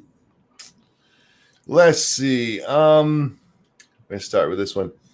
CNN wrote an article today. This is how they tweeted it out. The bad economy doesn't seem right now to be hurting him electorally too much, and it may never lead to the type of blowback that past economic downturns had for the incumbent party. They're talking about President Trump. They don't actually name his name in there, which is kind of weird. Who they just say article? him. Who wrote that article? This was Forecaster Ent. Harry Enton, the Igor to Krista Liz's Frankenstein. Yeah. He goes about to explain that it doesn't matter that the economy's not hurting. We don't understand why the economy's not hurting the president. And I understand why they're confused. I mean, they've been pushing 24/7 to try to hurt this man in some way, and this has been their latest attempt, and it's just not working because people are like, you can't blame him when you won't let us go to work. But he goes on to explain that in his world, it's not going to matter. Donald Trump is still going to lose because the people who support him on the economy support him less than the people who don't like his handling of COVID support Biden. It's a really weird thing that old Harry's got going on over there. But it just made me laugh because, like, you guys, you can't figure this out, can you? You really can't. And he's also missing the fact that we also don't tend to switch presidents during a crisis, regardless of what the crisis is. Usually it's war, but we've had other ones where it's like, okay, we just stay with the guy we know. Mm-hmm. And it's really confusing, those folks over there at CNN. Now, this one just made me... something finally clicked when I read this story. Rory McIlroy. I'm not sure how you're supposed to say his name because there's not enough vowels in that fucking name. It's McLL Roy. I don't know how you say that. I think it's McElroy. Yeah. McElroy. Get a fucking vowel, asshole.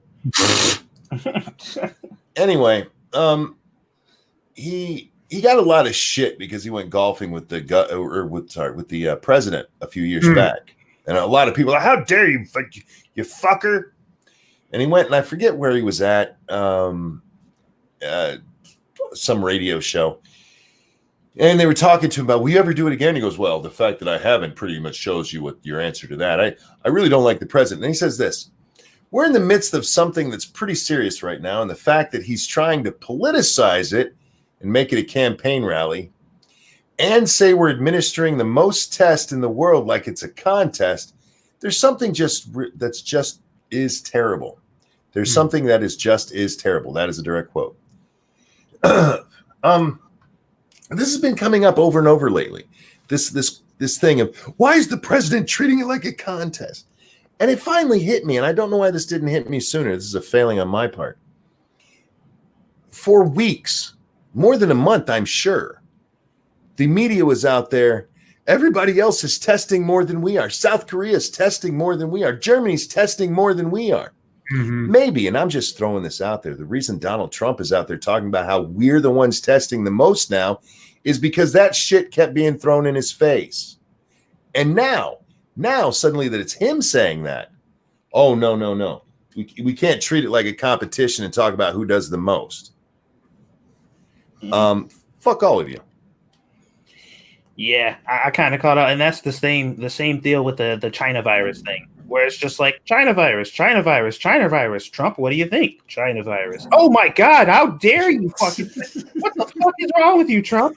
How dare you create that term right now about the China virus that I literally just asked you about while using that exact term, and you just made it up after me.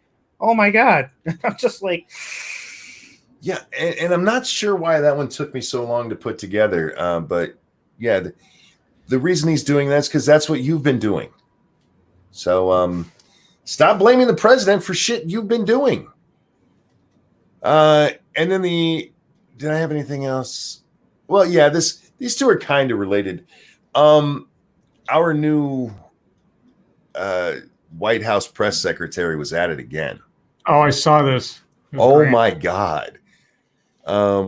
She was asked today, at least the only clip I've seen of it so far, I haven't watched the whole thing, but she was asked today about what Donald Trump meant about who should be in jail and what specific charges was he talking about. Mm-hmm. And so she starts talking about the Flynn case.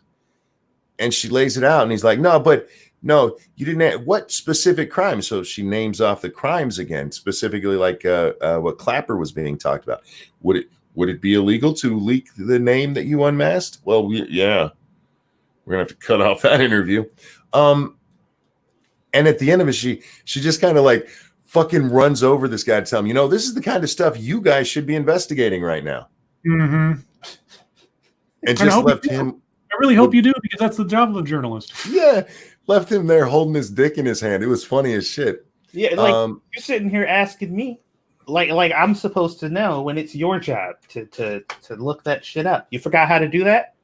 And that reporter, I mean, he sounded like such a petulant child, both in the first question and when he followed up. I was like, yeah, but what crimes? I mean, what crimes? Like, oh my God.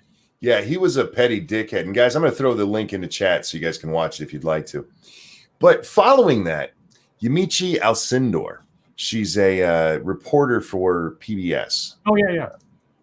She tweeted this out. Press Secretary Kayleigh McEnany, however you say her name, has spent much of this White House briefing lashing out at former President Obama, accusing the Obama administration of not having a sufficient national stockpile and of leaving empty shelves for Trump. White House Pandemic Office was dismantled by Trump administration.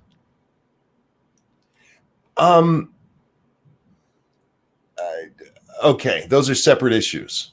One, as I just told you guys, she was specifically asked about that, about the Obama thing. Specifically asked. Like, she's spending time talking about it.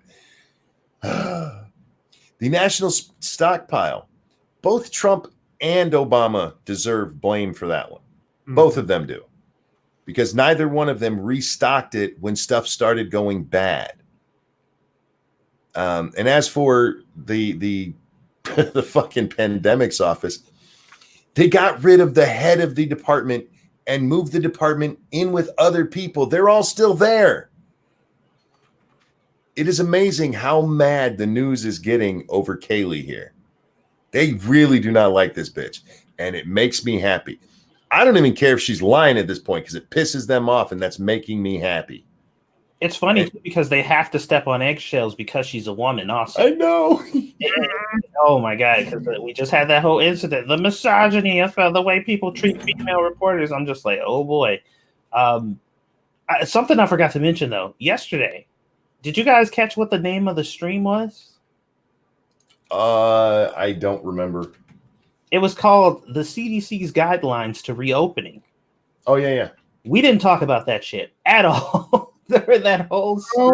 You should have brought it up. I know. It was I'm saying, like, we went through the whole stream, and I completely, even during that time when we were done with fucketry and I was trying to think of shit to talk about, we could have talked about the fucking title of the goddamn stream because they revised, they actually made a set of guidelines that companies can go by to use if they're going to decide to reopen. Mm-hmm. And I saw an article today that pissed me the fuck off. It made me really fucking mad when I saw it because they said that Trump is requesting that the CDC change their guidelines of what constitutes a COVID death. Right? Huh? And we know what guidelines are, right? We know that they said regardless of if you've actually died from COVID, as long as you have it when you die, then we're counting it. That's what if you have coronavirus and you die, and we verify you have coronavirus at the time of your death, regardless of what the cause of death actually was, we count it as a coronavirus death. Yeah. Yes. They said that Trump is asking the CDC to do this. Get this, to make the numbers look smaller. What? Yeah, they will look smaller because they'll be more accurate. Yeah. Or Edwards, I was thinking about this. Fucking mad. I was thinking about this today. It's like, okay, let's say that someone dies and you don't have the tests available, so you can't be sure. Okay, at the very least, take a blood sample and put it into an undetermined category. And then you can sort those out as time goes on. But don't report everything in this giant net as everybody who dies right now died of coronavirus or a coronavirus-related death or something. It's so ridiculous. That's why I can't take any of these numbers seriously. It feels like such a fear-mongering escapade every time they put out a new number, like, there's going to be 100,000 people dead in the next month. I'm like, is there? I mean, I won't deny there's probably going to be 100,000 people dead, but will it be from the disease caused by the virus? Because people die every year, A lot of people die every year just as a matter of course, because that's life. But attributing every single death to this disease is not accurate. And all it does is fuel fear, paranoia, and things that, anyway, I could go on. Yeah, when I read that article, oh my God, I read the headline. I was like, are you fucking serious? That's nuts. He's asking them to change the numbers because he wants the numbers to look smaller. Yeah. Not you're padding the numbers because you want them to look bigger. No, that's not the story. Like, oh God. Okay. Anything else? No. Okay. Well, guys, it's bottom of the hour, so now it's your time. If you have questions, comments, concerns, conspiracy theories, complaints, or anything else that comes to mind, put in the chat now. If you have questions for us, please put plenty of chat marks after those. If you have statements for us to consider, please put plenty of statement marks after those. Remember, tomorrow night, per usual, will be on Monkey's channel at the regular time. And after this stream over on 2 Cents Plus, Monkey and Satsu will be playing Fallout 76 and touring a post-apocalyptic wasteland. And tomorrow, I'll be doing a TED Excellence, exploring a post-apocalyptic my brain melts. That's what happens. Let's see. Aaron Medley, Satsu, should you pick up girls in a dungeon? You should, and that is a good anime, by the way. Okay.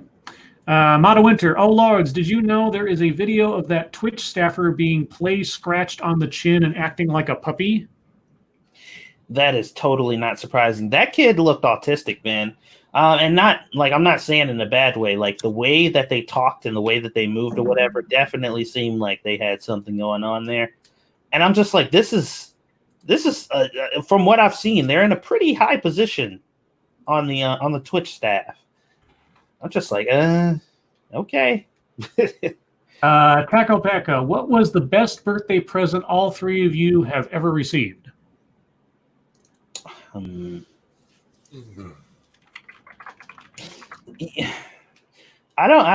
never really gotten birthday presents before. Like presents weren't really a thing for birthdays. That was usually like for Christmas and stuff. Usually I got money. So the largest sum of money I got for my birthday, like $150. Or well, that before when I was a kid. If we're counting Lords of the Night, you guys are insane. So I don't even know. I'm having a hard time trying. Well, I mean, let's see. Memorable birthday gifts. I haven't had gifts in several years now, just because it's usually very low key. I guess my cell phone. I didn't like the very first cell phone I ever had. I got as a birthday gift from a friend, and as much as I avoided having one for the longest time because I saw people so attached to them, I will say it did open up a whole new world of ability to keep in touch with people and everything else, which sounds very basic, but I mean, it was a revelation for me at the time. So I'll probably say my cell phone. I honestly don't know. Chalk it up to my bad memory, guys. All right. Let's see. Check your logic. How has Breonna Taylor not come up in the last 2 days in Lords of the Night? Because I don't know who that is. Real quick. Thank you, Havoc. Vladimirovich Stalinov. I don't know what you guys are mad about. Corona-chan is the cure for everything. Since it came up, nobody has died of cancer, AIDS, old age. Heck, even car accidents are non-existent now. Thank you, Havoc. Who's Brianna? What's it? Brianna Taylor or Brianna Taylor? I don't know who that is. I don't know who it is. Yeah, I need a clarification on that one. Pirates Creed, did you see Razor Fist's video on the guy running for Arizona's federal Senate seat that is funded by China? No. I did. I don't remember his name, but yeah, he was surprisingly nice to the chick who's running, because he's been kind of bitchy to her. What's her name? She's the one that told that guy, that reporter, that he was fake news, or that he was a liberal pundit or some shit like that, right to his face. Yeah, no, I saw it, but I was actually playing a video game, so I wasn't paying much attention to it.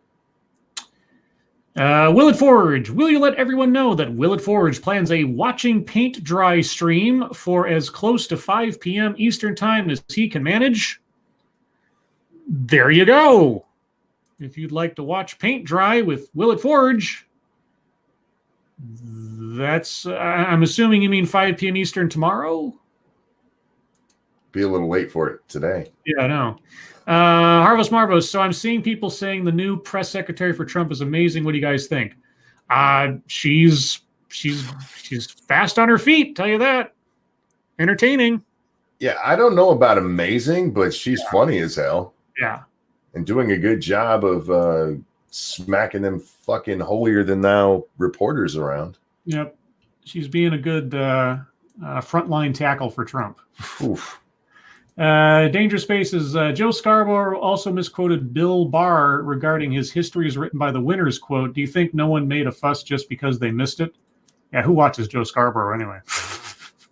He probably went under the radar because the what's his name? Chuck Todd one blew up so big. Yeah. Let's see. Travis Gardner, do you own a fountain pen, Scribe Light? No, actually I don't. Let's see. And then my chat jumped, so if I missed your question, post it again. Non-VT Rex, Lords, who would you cast as Johnny Cage in a live-action Mortal Kombat movie? Well, I mean, I would cast somebody who could actually do the martial arts and was a decent actor. So nobody. Yeah, well, I mean, there's probably somebody out there, or at least somebody who could learn the necessary moves in the time necessary to do the movie. But who would play the best Johnny Cage? I mean,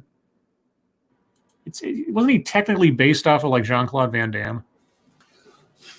I know he was I want to say he was based off somebody real, but it's been a long time since I did anything with that. So I don't know. Like everybody I imagine is like I mean, he was like the 80s action kung fu star. So I keep thinking of like the guys who were in like American Ninja or something, like Michael Dudikoff or whatever. But you know, did somebody modern to do it? What are we talking about? Who would be cast as Johnny Cage in a live action Mortal Kombat movie? Oh God. Fucking dude who played Deadpool. Ryan Reynolds. Yeah, Ryan Reynolds. Yeah, actually, yeah, he'd be a good one. Yeah, I could see that. I would. What about Eastwood's son? Oh, is it Brian East or something like that? I can't remember his name, but yeah, somebody like him, if you could get him to do the moves, he could be a decent looking one. You know, casting against type. What about Ryan Gosling?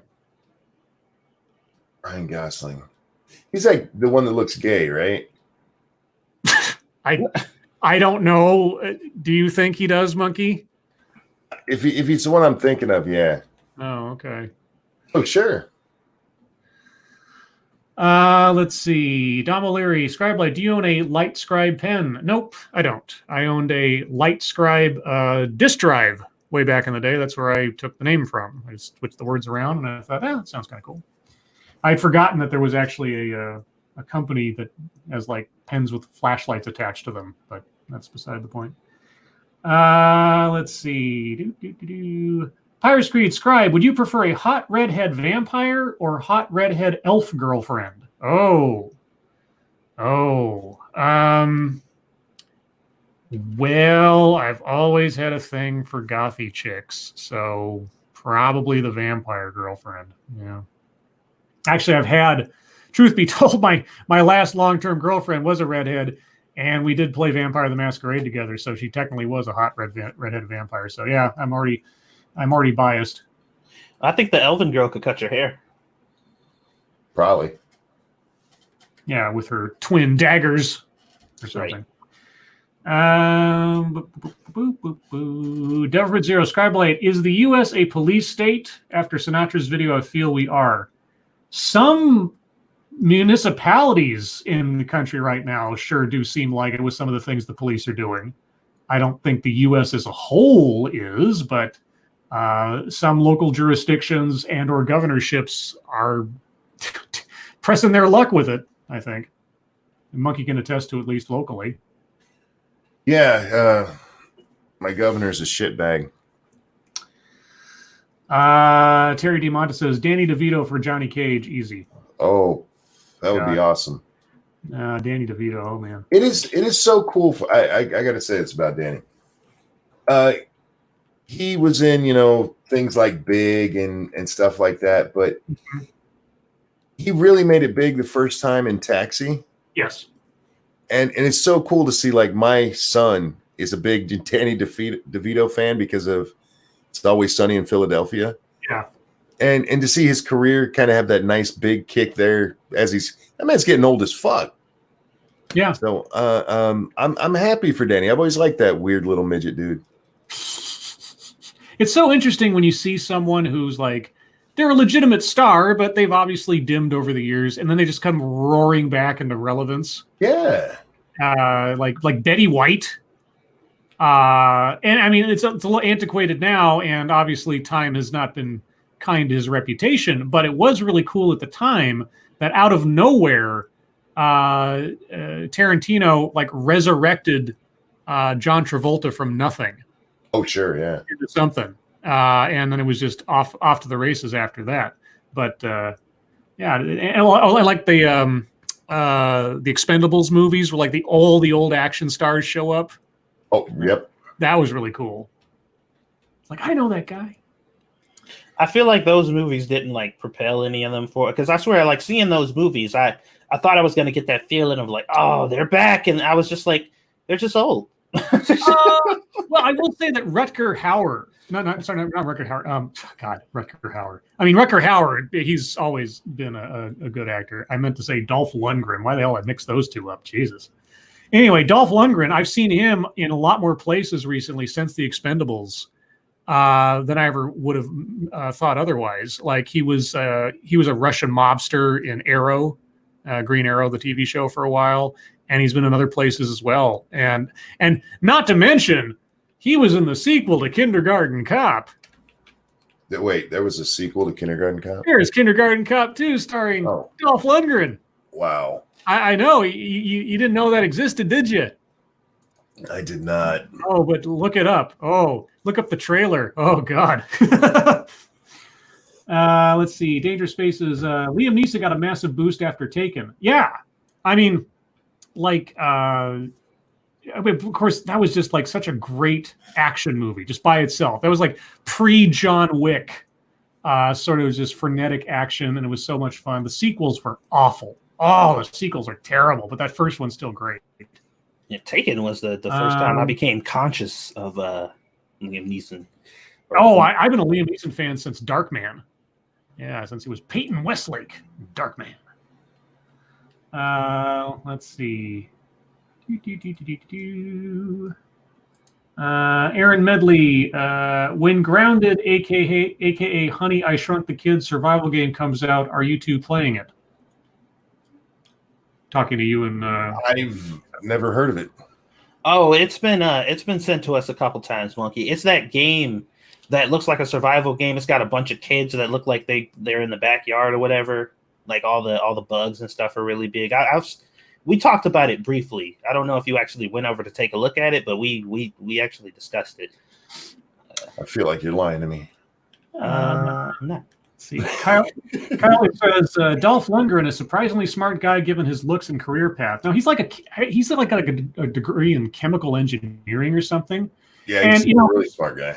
Yeah, and say what you want about his career, but that guy has never stopped working. I mean, whether it's a B budget like direct-to-video thing or something that's more mainstream or whatever else, that guy is a working actor nonstop, and I got a lot of respect for somebody that does that. I almost watched Rocky IV today because when we were on the way to the store, Yeah, Burning Heart came on the radio. Oh, there you go. I was like, oh. Angela Arriaga says Liam Neeson in Krull. Yes, Liam Neeson was in Krull. He was in the background in Krull. Oh man, when they couldn't get the rights to Dungeons and Dragons, they made up their own fantasy universe and story and everything, and just called it Krull. Was it better than the Dungeons and Dragons movie? Oh, with Jeremy Irons? Yes. Oh, by far. By far. It's still a massive, weird 80s cheese fest, Krull, but as far as like entertainment value, it's way better than the Dungeons and Dragons movie. If you guys have never seen it, go look up clips from the Dungeons and Dragons movie. Oh my God. Oh, there's Cynical Reviews channel on YouTube. Cynical Reviews is doing a series on the Dungeons and Dragons films, both the sort of live action ones and the animated ones. He's going through them all, and it's really entertaining. So go watch those. Thank you, Cody Fry. Happy birthday, Scribe. Justin Trudeau, you should think to him. Justin Trudeau. I don't think Justin's here. Yeah, I'm choosing not to respond. Oh, are you Justin Trudeau? Allegedly. Oh, allegedly? Oh, that means it's true. Massive Dynamics, Lords of the Night. Did you hear that Xochitl Himzuzuz, communication director for DNC, said, quote, "It is crucial to hold this convention because they are not officially nominating Joe Biden to take on Donald Trump." Oh? What? It is crucial to hold its convention, the DNC, because they are not officially nominating Joe Biden to take on Donald Trump. Wait, what? Then who the fuck are they nominating then? I need some more context. I'm confused. Danger Space says, wait, there's a Honey, I Shrunk the Kids game? No, there's a game where you're shrunk down and the environment you're trying to survive in is giant, I think is the gist. It's got that feeling, that Honey, I Shrunk the Kids-esque. Yeah, and they're remaking that or doing a reboot or something of that soon. If they can't get Rick Moranis back, I don't even see why bother. And he retired from acting to take care of his kids after his wife died, so I don't even know if they get him back. I thought he was coming back. Well, there was a rumor that he might do a cameo in the new Ghostbusters movie. I don't know if that ever got confirmed or not. And as far as the Honey, I Shrunk the Kids reboot or sequel or whatever else, there were rumors that he might, but if that's been confirmed, I hadn't heard it. I mean, I'm happy to be corrected, but I was still under the impression it was still a maybe, or a big maybe, given his history. Let's see. Adonis Bartolotte, didn't even know it was you, BD Scribbles, but I guess, or your birthday Scribbles, but I guess my present for you guys came just in time. Thank you. Yes, thank you so much. Delford Zero Scribely, the Dungeons and Dragons movie was a wonderful film. I feel bullied from people with taste. Did you watch the sequel, the direct-to-video sequel? It was like Wrath of the Black Dragon or whatever it's called. Did you watch that? Because my friends and I watched that years ago when it came out, because we were at the grocery store and it was in the bargain bin, and we're all gamers, of course, and it was like $3. And so I think either I bought it for my friend or whatever else.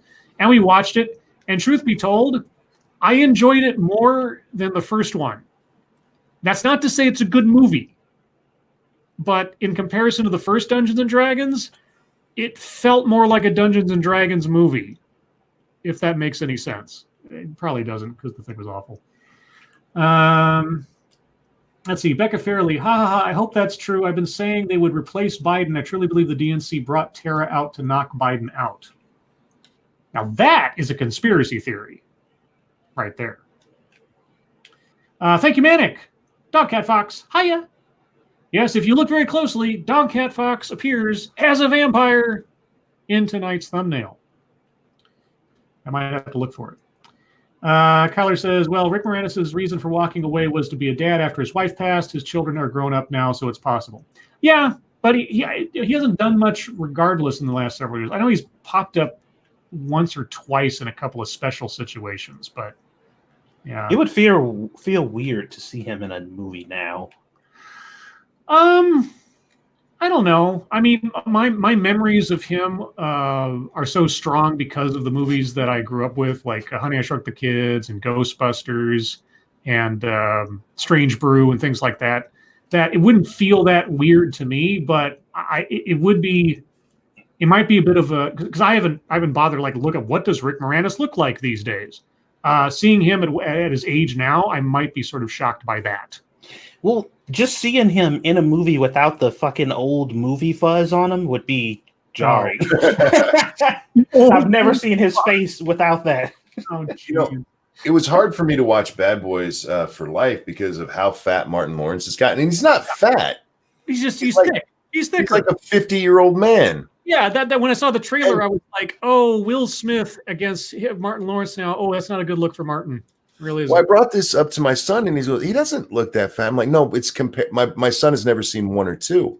Right. But at the end, there's if you just let the DVD roll, it plays like outtakes and things like that, and they actually show a couple of clips of Martin from Bad Boys 1, and my son actually, holy shit! I'm like, yes. Yeah, it looks like Martin Lawrence ate Martin Lawrence. Yeah, because he got puffy. He got old puffy, and you can't really do much about that unless you're like an absolute like nutball like Will Smith is to constantly keep in shape for all his action movies that usually aren't that great. Like Gemini Man. Or after. You see that movie? That movie? Yeah. You know why nobody saw that movie? Because that movie.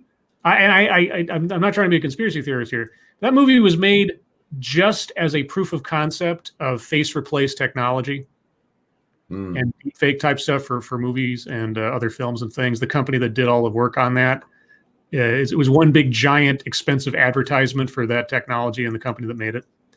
Kind of like how episode 1 was for Industrial Light and Magic, for all the effects they pulled off as a sales pitch to other studios. But I mean, that's not a conspiracy theory. Thank you, Johnny Hellcat. I'm not fat. It's the letterbox, I swear. Yeah, he's kind of squished. Yeah. Yeah, he was letterboxed to hell then, man. Oh, man. He just looked like an old man. I mean, now here's the thing. Until that movie came out, has Martin Lawrence been doing much of anything in movies for the last like 10, 15 years? Not really. I mean, I used to see him all the time in these comedies like Black Knight and Nothing to Lose or whatever else, all these like little small deals and stuff. But then he just kind of vanished off the face of the earth. I think he went to rehab. Yeah, it could be too. Pirates Creed, any news on Kate coming back on? I've invited her a couple times, but it was always bad timing because she had other things going on. So I can try again, or Monkey can try, or Satsu. I don't know. I'll give it a shot, though. I'll see what she says. Has anybody been seeing a surplus of OnlyFans accounts popping up on your Twitter while you're scrolling down? Because there's been a shit ton of them. I've seen a lot of people making jokes and mentioning them. I don't see any like jumping out at me. I mean, maybe since I started following Kate Kennedy, I just get more of them now or something. I don't know. Would usually at a certain time of day. Like it's a lot less news for me and a lot more Asian naked chicks for some reason. And now those Asian naked chicks have been replaced with just like OnlyFans pages. And it's like, it's all amateur stuff. Like none of these chicks are like, like models or in the porn industry. It's just like chicks at home in their bedrooms, and I'm just like, what? Where's all this coming from? Now, there was actually an article a week or two back. Professionals, they're having trouble competing because it's just getting flooded with people who are like, well, I guess this is how I'm going to make my money now. Yeah, that's what I was asking Kate when she was on. I said, like, how do you compete in such a saturated market of all this stuff? And and like she said, it's just like you gotta market yourself. It's not just turn on a camera and everything else. You have to interact with people. You have to put things out there. You have to do specials. You have to really get to know your audience, etc. It's work. It's real work to stand out, and it's not impossible, but you have to put the effort in. How much you got to suck to be a bad cam whore?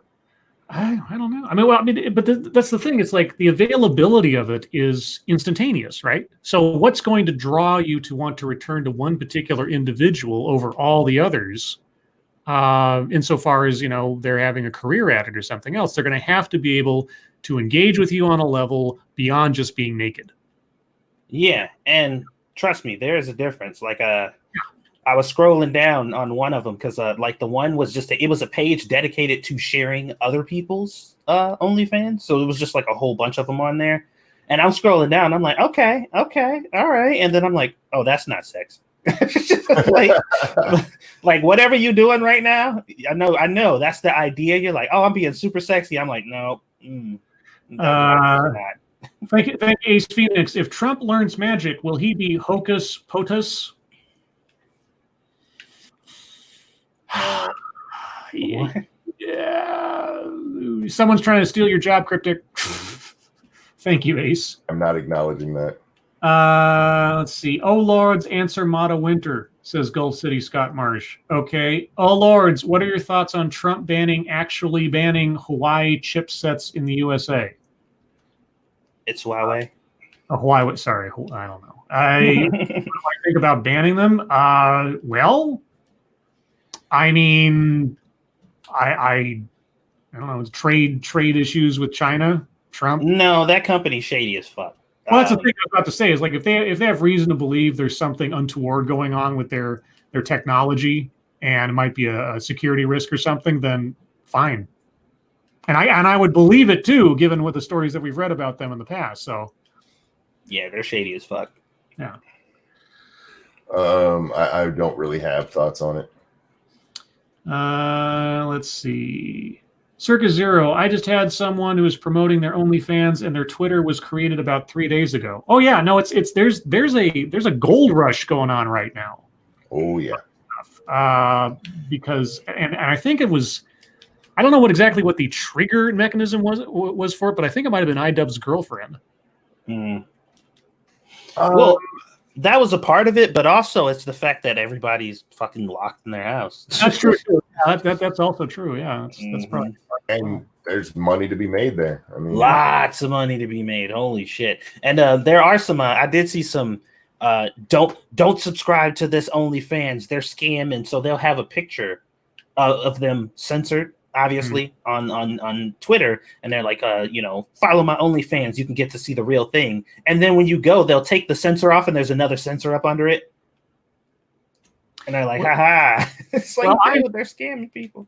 I'm because of the rush of this. I'm just waiting for there to be a shutdown of OnlyFans on the basis of preventing sex trafficking. That wouldn't really make a lot of sense.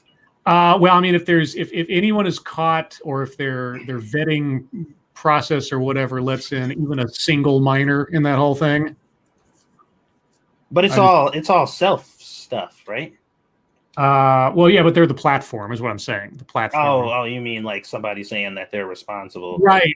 Yeah, like Backpage.com. That's what I meant. Yes, is that like if their vetting process lets in even one problem, or they're suspected of facilitating it because some guys got like girls held in a house with cameras on all the time or something, that kind of thing. From what I'm hearing, they're very, very strict. I hope so. I hope so. Because it's fine if everybody's on the up and up. It's great, but yeah. But anyway, guys, on that possibly very morbid, ominous note, top of the hour, and thus the end of the show. Thank you guys so very much for your happy birthday wishes, for your donations. I really, really, really do appreciate it. It'll all go towards horrible things I'll put into my body, like Jack Daniels and goldfish and Rubber things. And not wedding cake. Mm. Right, they're fun. Yeah. We beat them. Yeah. Guys. Chat. Thank you for joining us as always. You guys really are the best audience in the world. And I dare any OnlyFans account to argue otherwise. I bet they would. Moderators, thank you for keeping an eye on things, even though our audience is the most well-behaved in the world. Again, thank you for your generosity so very much, especially during this bizarre time we find ourselves in. Remember, tomorrow night, per usual, will be on Monkey's channel at the regular time. Right after this, over on 2 Cents Plus, you can watch Monkey and Satsu run around and shoot super mutants and Scorched and God knows what else with improvised weapons in a post-apocalyptic West Virginia. Should I get an OnlyFans? Anybody want to see my dick? Do you have to do nudity on OnlyFans? Can you just have like a, just an account? It's like, hey, how's it going? I don't know, but on that note, there are male OnlyFans accounts. Oh, sure. Stargazer says, love you, Scribe. Oh, thank you, Stargazer. Thank you guys so much. I think that's everything. Oh, yeah, look out for me tomorrow around 11:30 a.m. Pacific time, 2:30 p.m. Eastern time for a TED Excellence. Anything else to mention or plug or anything else before we go, guys? No. Nah, son. All right. Well, Monkey, Satsu, thank you for joining me as always. Yep. Everyone, your lives make our lives so much richer. Thank you so much. And we'll see you tomorrow. I have a wife. Wouldn't it be great if the word of the day is wife? I will shit myself. And on that note, I take out my copy. Currently not being used as a guidebook on another human being. Screw the rose, send me the thorns, the romance and sexual sorcery of sadomasochism. Sadomasochism? Turn to the random page. And today's secret word is salad. That's not wife. You're very correct, Monkey. Salad is not wife. Wives make salads. Shut up. Just toss her if you want.